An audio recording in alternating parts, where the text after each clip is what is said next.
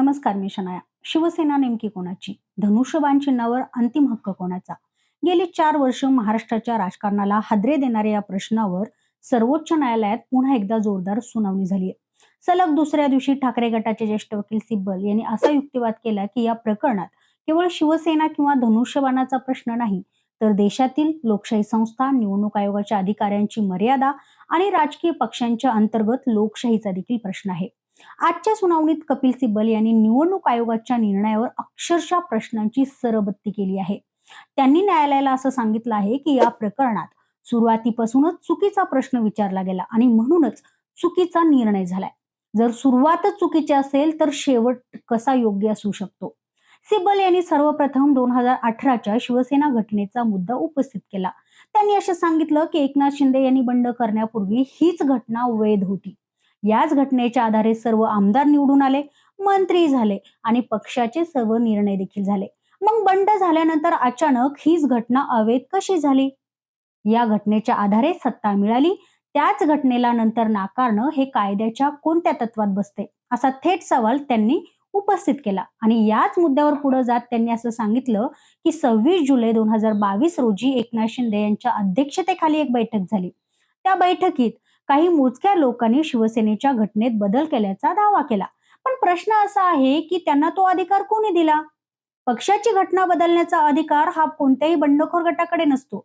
तो पक्षाच्या अधिकृत संघटनात्मक प्रक्रियेतनच वापरला जाऊ शकतो. त्यामुळं या बैठकीत झालेले बदल हे कायदेशीर दृष्ट्या ग्राह्य धरता येणार नाहीत, असा युक्तिवाद होता. यानंतर त्यांनी निवडणूक आयोगावर देखील सर्वात मोठा प्रश्न उपस्थित केला. सिब्बल म्हणाले, दोन्ही गट निवडणूक आयोगासमोर 2018च्या घटनेचाच आधार घेत होते. म्हणजेच ठाकरे गट ही तीच घटना वैध म्हणत होता आणि शिंदे गट देखील सुरुवातीला त्याच घटनेचा आधार घेत होता. मग निवडणूक आयोगाने स्वतःहून ही घटना बाजूला कशी सारली?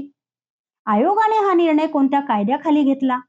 आयोगाकडे असा अधिकार आहे का, की आयोगाने स्वतःचे अधिकार वाढवून घेतले? याच ठिकाणी त्यांनी दिल्ली उच्च न्यायालयाच्या निर्णयाचा देखील आधार घेतला. त्यांच्या मते त्या निर्णयात स्पष्टपणे असं नमूद करण्यात आलं होतं की निवडणूक आयोगाकडे अशा प्रकारचा न्यायनिवाडा करण्याचा अजिबात अधिकार नाही. आयोगाला एखाद्या पक्षाची मान्यता काढून घेण्याचा अधिकार असू शकतो, पण पक्षाची घटना योग्य की अयोग्य हे ठरवण्याचा अजिबात अधिकार नाही. जर आयोगाला हा अधिकार दिला तर उद्या कोणत्याही पक्षाची अंतर्गत घटना आयोग स्वतःच्या मर्जीनुसार अमान्य करू शकेल. त्यामुळे लोकशाही संस्थांच्या मर्यादा या धोक्यात येतील, असा गंभीर इशारा त्यांनी न्यायालयाला दिला. सिब्बल यांनी पुढे असं सांगितलं की या संपूर्ण प्रकरणात विधिमंडळ पक्ष आणि मूळ राजकीय पक्ष यांच्यातील फरकच दुर्लक्षित करण्यात आलाय. काही आमदारांनी वेगळी भूमिका घेतली म्हणजे संपूर्ण राजकीय पक्ष फुटला असा निष्कर्ष काढणं चुकीचं आहे.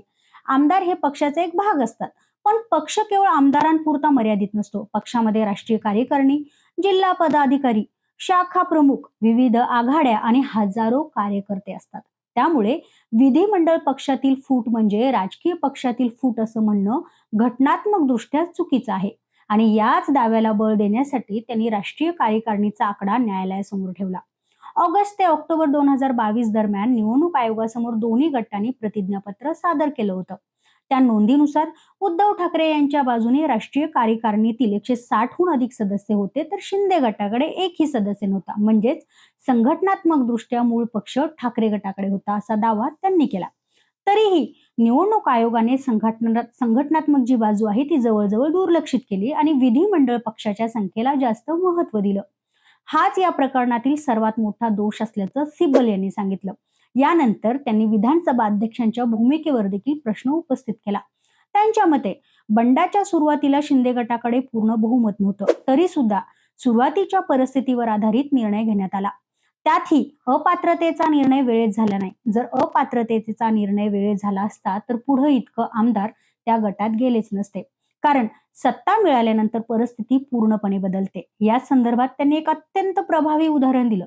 ते म्हणालेत की सत्ता ही चुंबकासारखी असते. एकदा सत्ता मिळाली की अधिकाधिक लोक त्याच दिशेने आकर्षित होतात. त्यामुळे नंतर वाढलेली संख्या हा मूळ बहुमताचा पुरावा ठरत नाही. त्यामुळे नंतरच्या संख्येवर आधारित निर्णय घेणं हे न्यायसंगत ठरत नाही.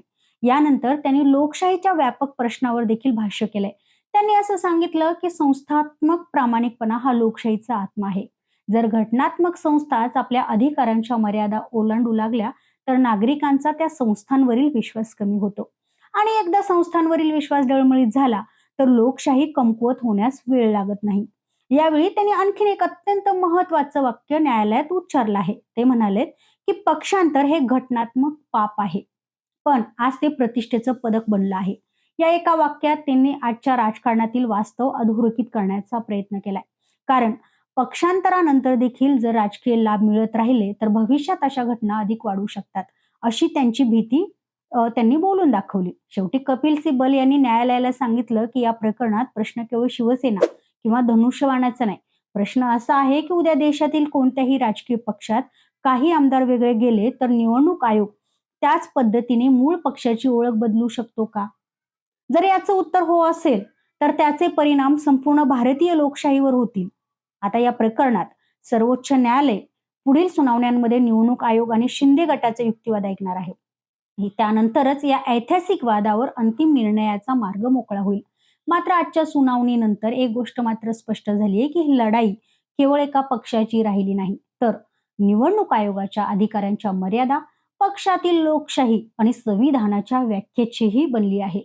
आता सर्वोच्च न्यायालय या सर्व मुद्द्यांकडे कोणत्या दृष्टिकोनातनं पाहते, यावर केवळ शिवसेनेचं भवितव्य नाही, तर भविष्यातील अनेक राजकीय पक्षांच्या अंतर्गत वादांचे देखील स्वरूप ठरणार आहे. तुम्हाला काय वाटतं? सर्वोच्च न्यायालयाचा निर्णय कोणाच्या बाजूने जाईल? तुमचं मत कमेंटमध्ये मला नक्की सांगा आणि हा व्हिडिओ आवडल्यास लाईक करा, शेअर करा आणि सबस्क्राईब करायला अजिबात विसरू नका.